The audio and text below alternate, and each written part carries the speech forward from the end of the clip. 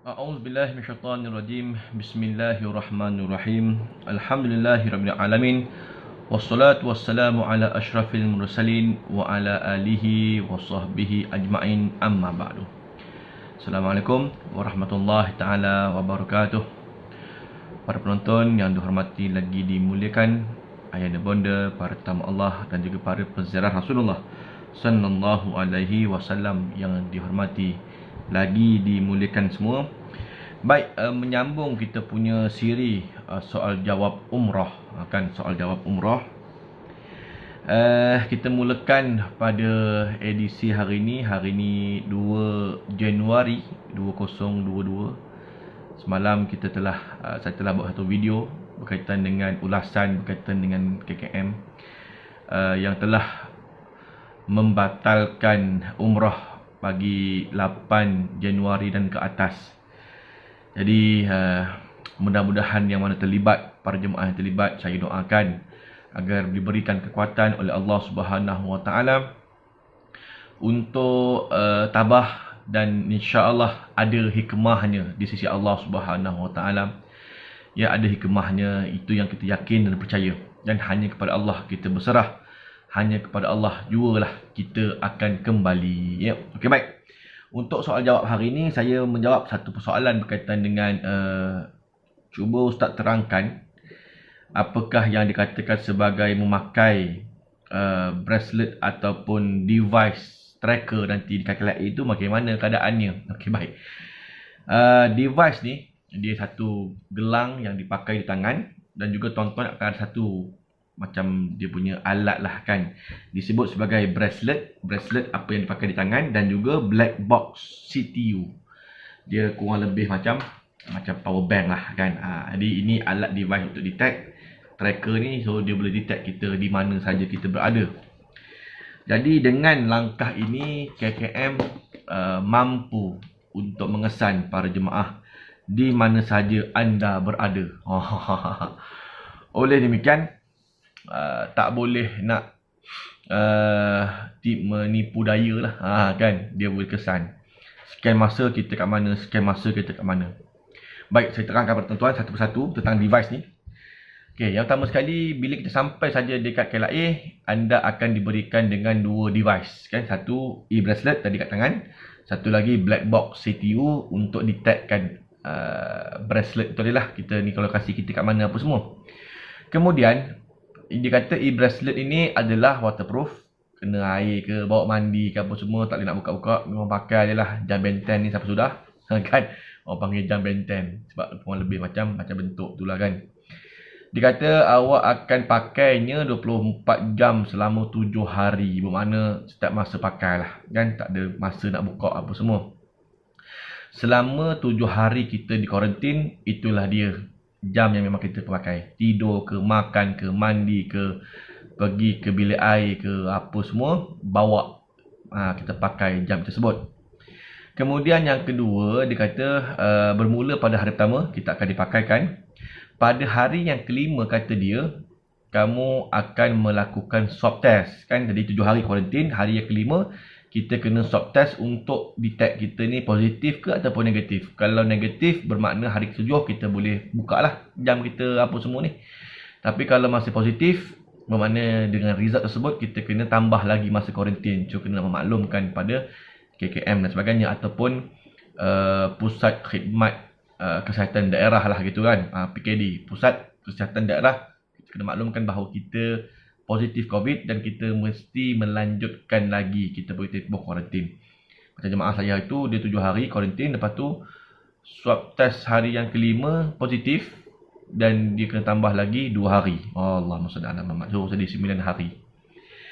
Ini pun dia kata, ada yang kata 7 hari balik daripada umrah kali ni, ada yang kata 14 hari. Masya Allah.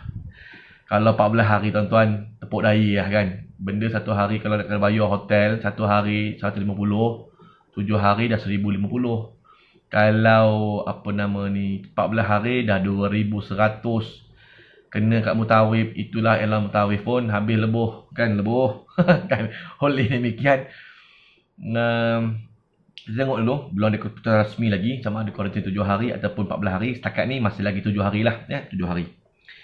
Kemudian kamu dikata kena telefon office number 03 3000 8856. Saya ulang, 03 3000 8856 untuk memaklumkan kepada mereka jika sekiranya kita nak keluar pergi swab test hari yang kelima ni. Kena telefon dulu. Maklumkan saya duduk alamat sekian-sekian kan nak keluar untuk swab test.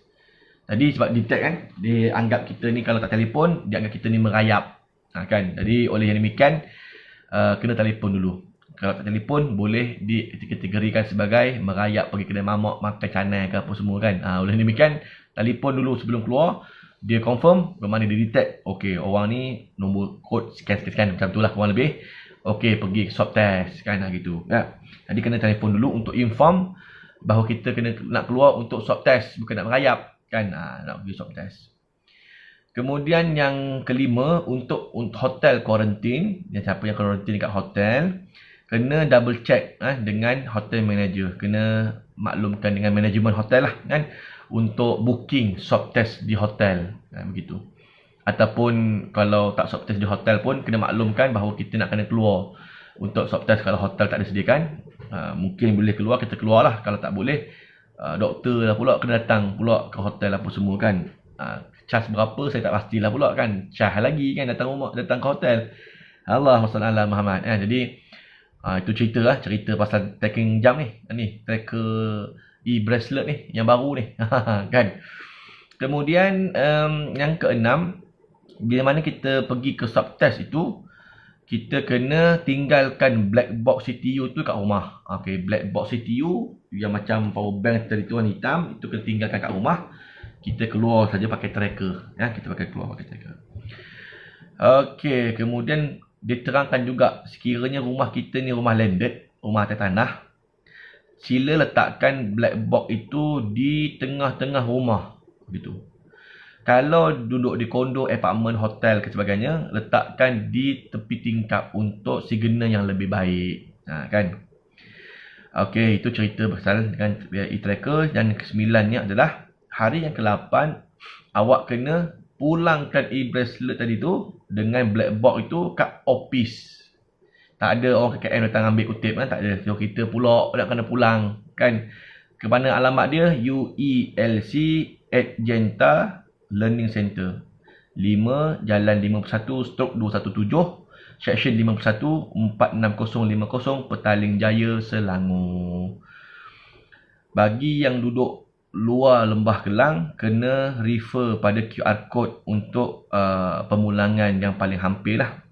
Jadi dia ada juga, tuan-tuan boleh bagi email juga untuk maklumkan kalau nak pulang, support@quickmat.care. Jadi inilah dia kan, yang menggantikan gelang pink, yang mana gelang pink sebelum tu pergi PKD, kerat buang settle. Tapi dengan adanya tracker ni, nak kerat buang macam mana? Benda tu ada detect apa semua. Kita pula satu kerja nak kena mulangkan pula kan. Allahumma salli ala Muhammad. Mudahkanlah kan, janganlah susahkan ya. Bagi saya, bila tuan-tuan yang dengar saya cakap ni agak-agak susah ke payah, tolong komen sikit kat bawah ni kan, apa yang berlaku kat Malaysia sekarang ni. Ada tak tracker-tracker ni dipakai kat luar negara sana kan? Kat UK ke, kat Australia ke, ada tak tracker-tracker ni? Cuba komen sikit kan. Allahumma salli ala Muhammad. Tapi inilah dia ketaatan yang perlu kita lalui. Dan so kita yang bawa balik umrah kena pakailah benda ni. Saya tak pasti kalau luar negara, pelancong luar kena pakai ke tidak, tetapi balik umrah ini antara satu benda yang wajib. Okey, baik, itulah berkaitan dengan e-tracker ya. Itu soalan yang pertama. Kemudian soalan yang kedua, Ustaz boleh terangkan ke tidak, bagi jemaah umrah yang pulang ke Malaysia, mereka ni perlu apa-apa tak yang diorang perlu lakukan? Maksudnya apa yang perlu kita lakukan bila sampai ke tanah air ni? Okey, saya terangkan jugalah.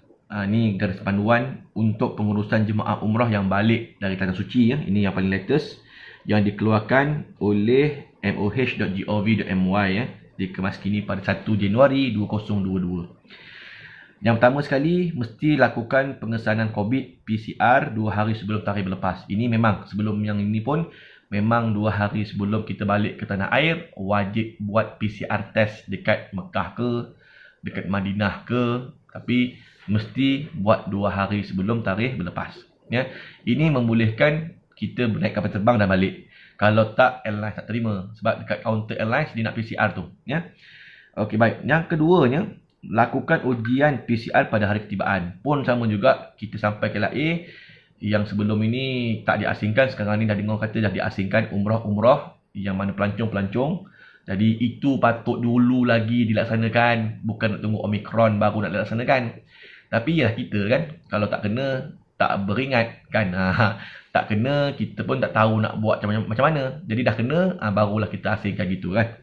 Jadi sebelum kita dilepaskan atau dibebaskan keluar daripada KLA menuju ke pusat kuarantin ataupun balik ke rumah, bagi yang boleh balik rumah lah, ataupun yang tak balik rumah, macam umrah tak boleh balik rumah, dia memang kuarantin dekat pusat kuarantin, maka dia kena pakai jam benten tadi tu, tracker tadi, kemudian dia kena swab test PCR, jolok hidung lagi satu kali dengan air liur ya.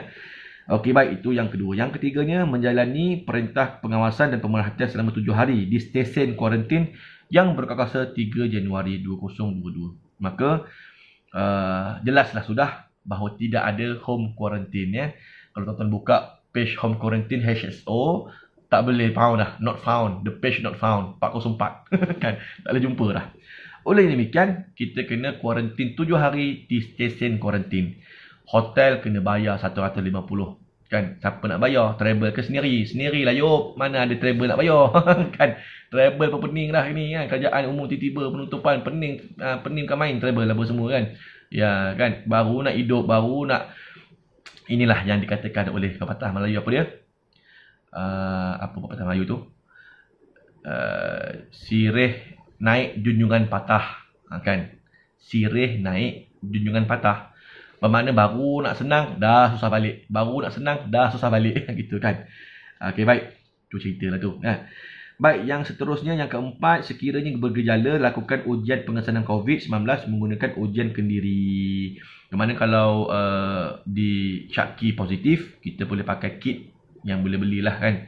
RM25 apa semua kat luar sana. Ataupun hari yang kelima, kita lakukan ujian PCR. Kalau positif, kena maklumkan untuk tambah kuarantin hari. Kalau negatif, diberi pelepasan dari perintah pengawasan dan pemantauan pada hari ke-8 sekiranya tiada pelanjutan kuarantin dan keputusan ujian PCR pada hari ke-5 adalah negatif COVID. Bermakna hari yang ke-5, kita swab test lagi sekali. Tu tadi tu. Kalau nak keluar, kena telefon dulu tadi, 03 berapa tadi. Lepas tu, kita keluar. Kita maklumkan untuk keluar pergi swab test, kita pun keluar pergi swab test, dapat result esoknya hari yang ke-6, tengok negatif, hari yang ke-8 dah boleh bebas, dah boleh kita bebas daripada kuarantin COVID-19. Jadi kita punya MySejahtera pun daripada merah dia tukarlah ke biru semula. So ini yang terkini dan terlatest berkaitan dengan pengurusan jemaah umrah yang baru balik daripada Tanah Suci berkuasa 3 Januari. Sebab mana kalau macam saya akan terbang esok 4 Januari. So memang confirm lah terpakai ya benda-benda begini. Jadi jemaah-jemaah yang lain pun tolong ambil perhatian lah ya. Okey, kemudian soalan seterusnya. Assalamualaikum warahmatullahi. Kat airport Jeddah International ada jual air zam-zam tak? Boleh ke bawa balik? Okey, baik. Berkaitan dengan air zam-zam ya. Ini cerita yang saya dengar setakat hari ni kan, tak ada lagi kesahihan yang lain-lain. Bermakna daripada siapa yang balik daripada Airport International Jeddah yang baru, tiada zam-zam di-provide. Tiada zam-zam diberikan. Ya. Kalau balik dengan Malaysia Airlines Chartered dan juga Saudia daripada International Airport Jeddah yang lain, yang lama dulu, dan juga Airport Haji, boleh bawa balik air zam-zam. Itu pun mutawif kena beli air zam-zam yang mana adalah kat sekitar apa semua. Sebab dekat airport tak ada jual. Kena cari air zam-zam tepi-tepi jalan apa semua, kumpul duit, boleh beli. Dan boleh bawa balik seorang satu. Tetapi ketulinan air zam-zam tepi jalan, entahlah kan, belum tahu betul-betul kan. Jadi, wallahualam. Yang balik daripada airport Madinah, setakat hari ini boleh bawa balik air zam-zam dan airport sendiri ada menguruskan jualan air zam-zam. Kan, di kaunter belah Tuan-tuan masuk belah kiri, untuk masuk belah kanan itu, masa balik ketibaan datang, belah kanan itu ada kaunter Zam-Zam, memang dia jual. Kalau beli dekat airport ini memang diyakini dan disahkan ketulinannya. Jadi airport Madinah ada. So airport Jeddah yang lama dengan terminal international yang lama, airport haji yang lama, tak ada jual Zam-Zam. Jadi mutawif terpaksa beli kat tepi jalan untuk bawa balik juga siapa yang nak. Tapi airport baharu tidak ada air Zam-Zam lagi. Sehingga ke hari ini saya pun tak faham apa masalah dia orang. Dan sedangkan sejak dulu dan kini orang pun tahu balik Mekah, balik ke tanah air, balik ke tempat masing-masing, ke negara masing-masing, mesti dibekalkan satu hadiah air Zam-Zam 5 liter. Tetapi begitulah keadaannya kan. So kita ni boleh cakap, kita boleh komen, kita boleh kritik.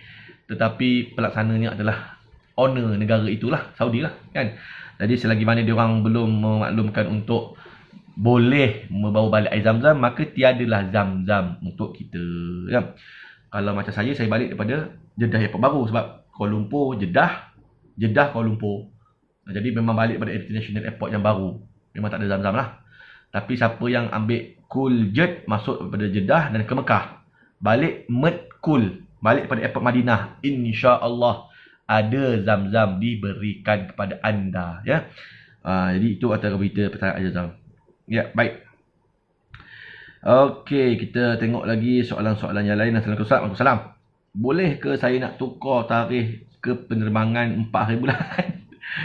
Haji, kan? Haji, hajah yang mana yang yelah terkena dengan musibah penangguhan apa semua ni, nak terbang 4 hari bulan esok terbang ni tuan-tuan, mana mau visanya, memang tidak boleh lah tuan-tuan Memang tak mau visa paling lewat, paling lewat jemaah saya yang nak terbang 4 hari bulan ni, rezeki dia lah, dia pun daftar last minute.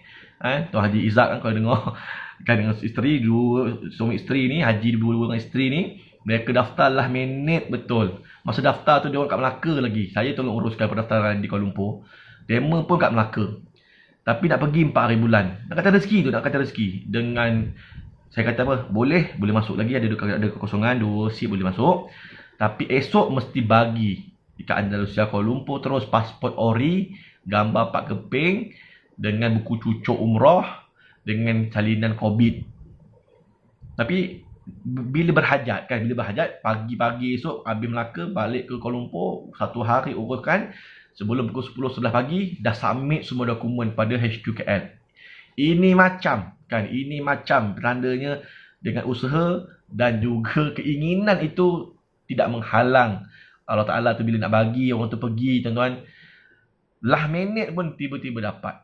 Semalam belum lulus lagi visa dia. Bayangkan esok terbang ni. Semalam 1 hari bulan belum lulus lagi. Hari ni dapat berita lulus visa umrah dia. Esok nak terbang. Kan? Allahumma salli ala Sayyidina Muhammad. Memang nak kata rezeki tu tak salah alamat tu betul lah tuan-tuan kan. Kita yang dah bayar package habis, yang dah memang nak terbang, bulan 2 tak dapat pula. Allahumma salli ala Muhammad. Ya. Baik. Itu ceritalah ya. Okey, Assalamualaikum. Betul ke sesiapa yang balik pada umrah dah tak boleh kuarantin di rumah? Ya, memang betul. Kita dah maklumkan tadi, tidak ada lagi kuarantin di rumah ya. Assalamualaikum. Nak tanyalah, kakak saya menaiki penerbangan MAS. Nak tanya 30 kilo tu untuk beg besar sahaja ke atau dicampur 7 kilo hand carry? Maksudnya 23 kilo beg besar, 7 kilo beg kecil. Saya confuse lah Ustaz. Okey, baik. Ini saya dah maklumkan detail kan. Ini demi maklumat airlines ya. Untuk Malaysia Airlines package ekonomi maksimum 30 kilo seorang satu beg sahaja. Bermakna beg besar tu saja 30 kilo, tak ada campur beg lain ya. Untuk hand carry 7 kilo kan, 7 kilo. Bermakna 30 yang besar, 7 hand carry, 37 kilo lah bermakna seorang ya. Bagi Saudi Airlines pula, satu orang boleh bawa 2 beg bagasi besar, bermakna tapi tak boleh lebih 23 kilo, 23 kilo itu saja. Ya.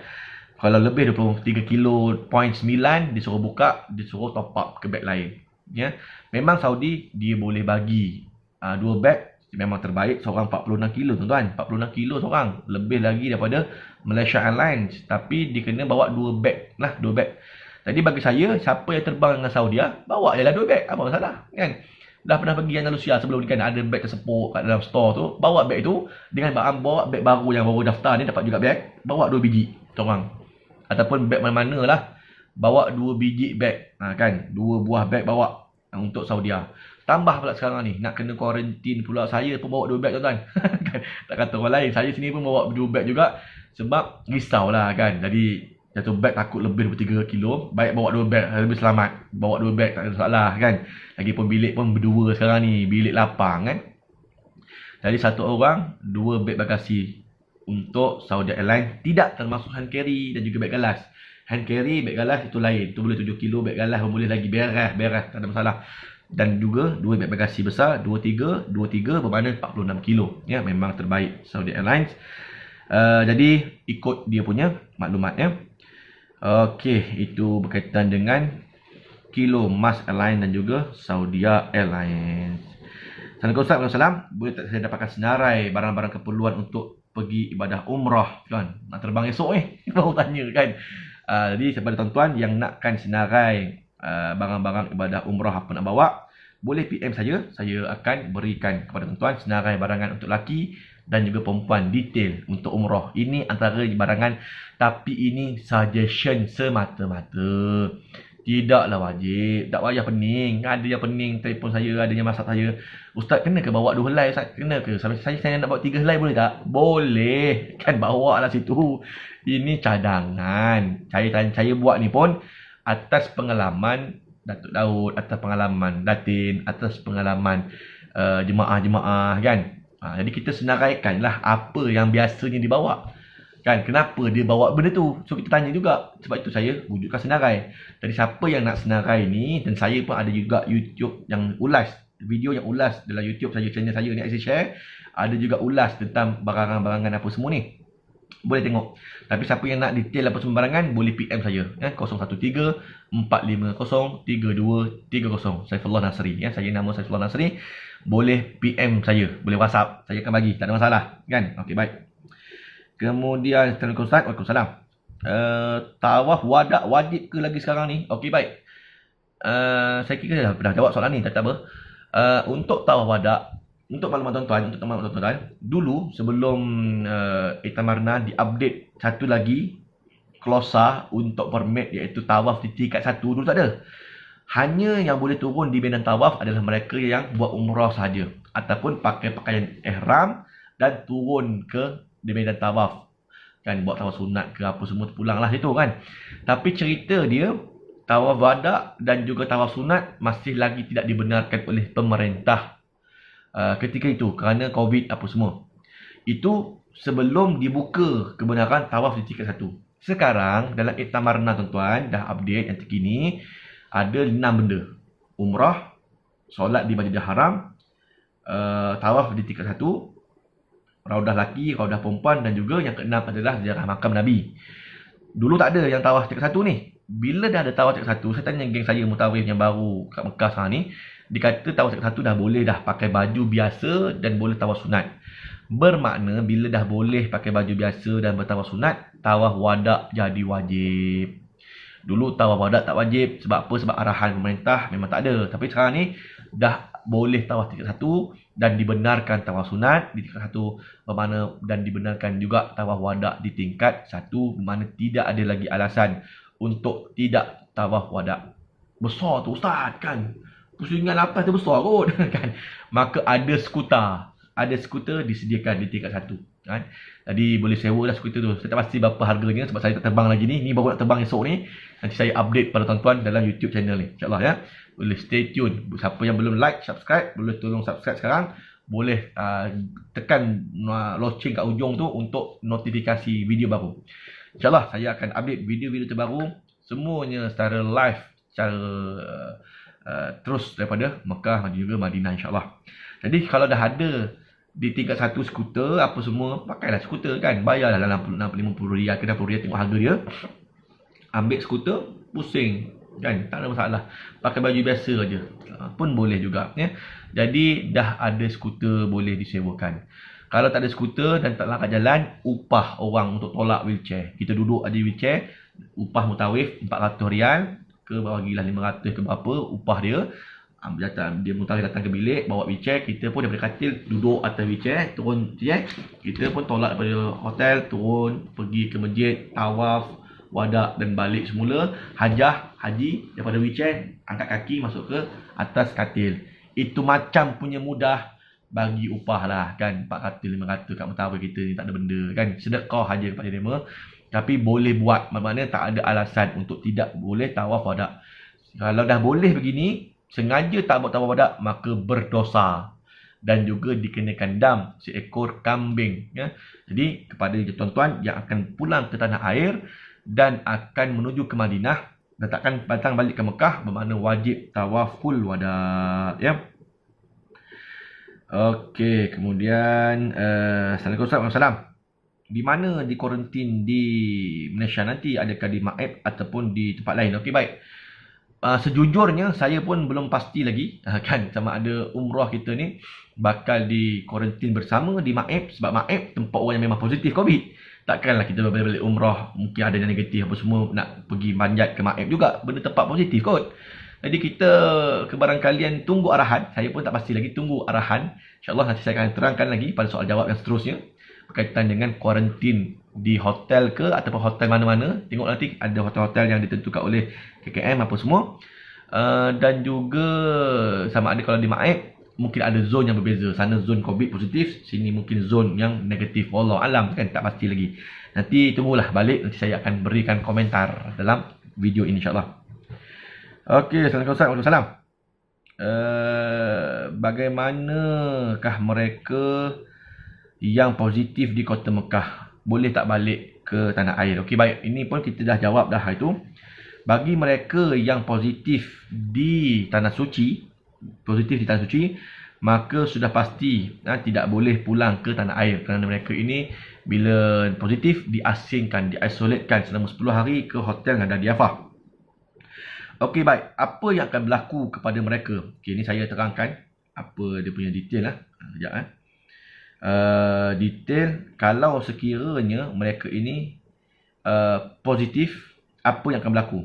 Sebentar, saya nak cari penerangannya. Ada satu penerangan tadi. Jadi bermakna memang tak boleh nak pulang ke tanah air lah. Dia orang kena kuarantin 10 hari. Cuma dari sudut costing tu siapa bayar? Kan? Siapa bayar? Sebentar. Okey, kejap. Allahumma salli ala sayyidina Muhammad. Okey, sebentar.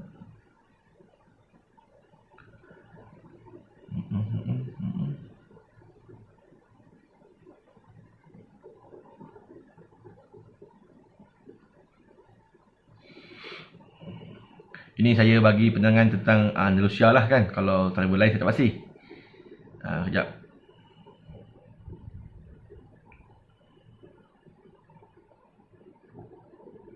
Allahumma salli ala sayyidina Muhammad. Kejap. Sekarang ni banyak benda-benda yang sahih yang perlu kita pastikan. Sebab yelah kan, cuma pastikan tuan-tuan dapat berita yang betul-betul sahih sahaja ya. Okey.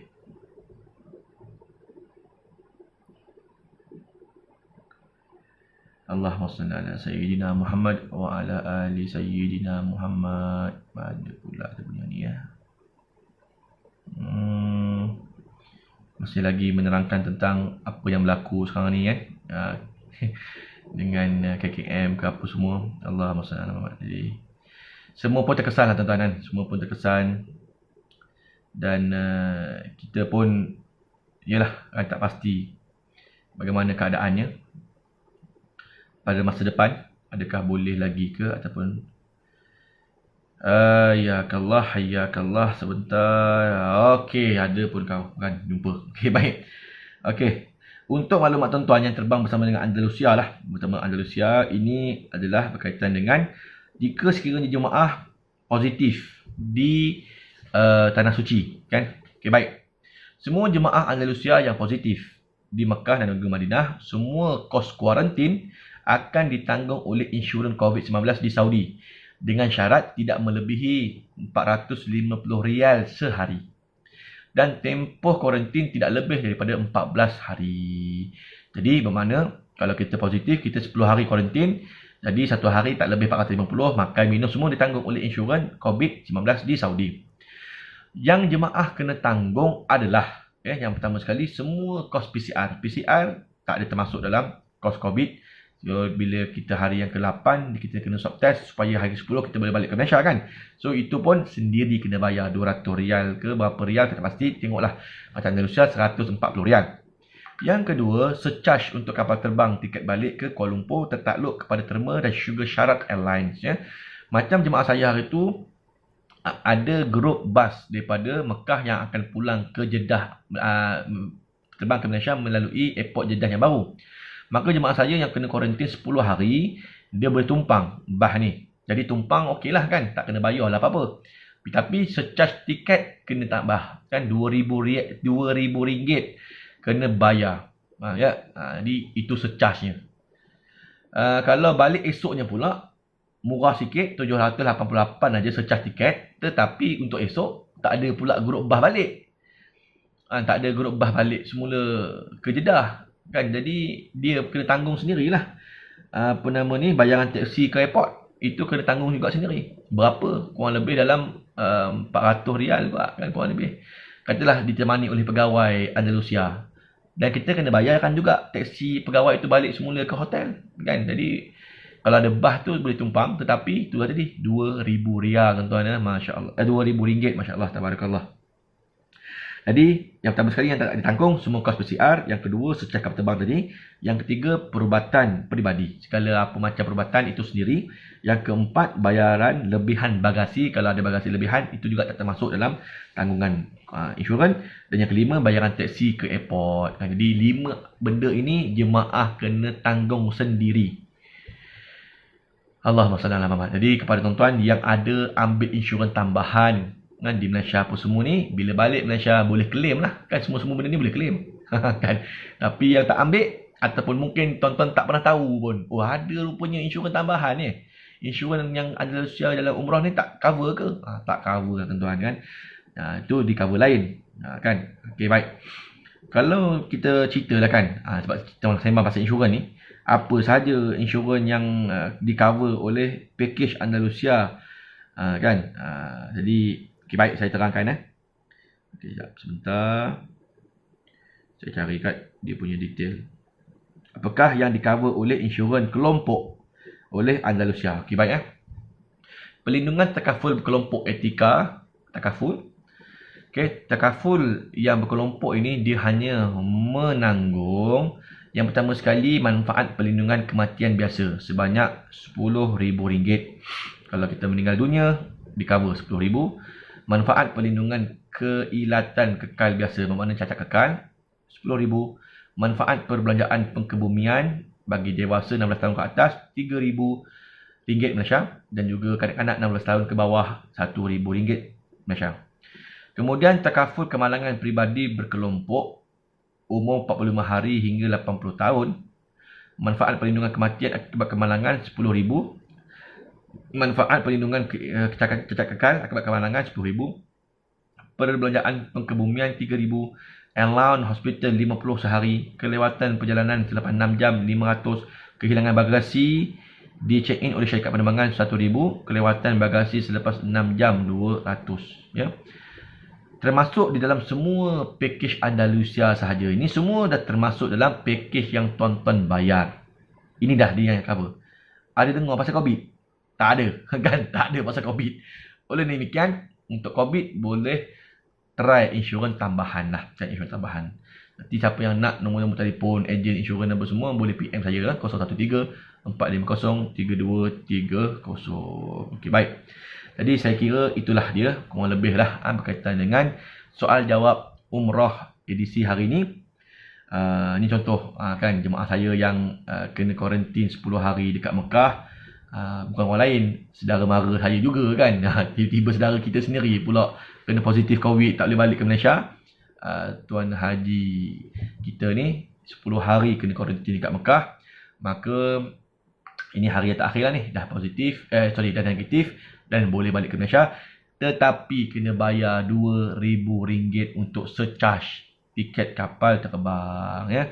Oleh demikian, wallahu alam, so inilah dia yang berlaku, tuan-tuan. Ini adalah umrah pasca Covid. Kan kita semua pun dalam keadaan, dalam keinginan, dalam keseronokan melaksanakan ibadah umrah, ziarah makam Nabi, ziarah Rasulullah dan sebagainya, ziarah-ziarah luar, naik Gua Hira, bla bla bla bla. Tapi jangan dilupa bahawa Covid masih lagi mengganas. Covid masih lagi mengganas. Sekarang ni pun dah kena sembahyang jarak kan, apa semua. Oleh demikian, ambillah perhatian, jagalah SOP betul-betul. Kan, pakai mask, sanitize, pakai double mask ke apa. Dan juga jarakkan diri di tempat-tempat yang sesak, insyaAllah. Ya. Jadi, terima kasih atas segala perhatian. Mohon maaf atas segala kekurangan. Aku lakukan hadha. Wastaghfirullahalazim li walakum. Kita berjumpa lagi pada episod yang akan datang. Assalamualaikum warahmatullahi taala wabarakatuh.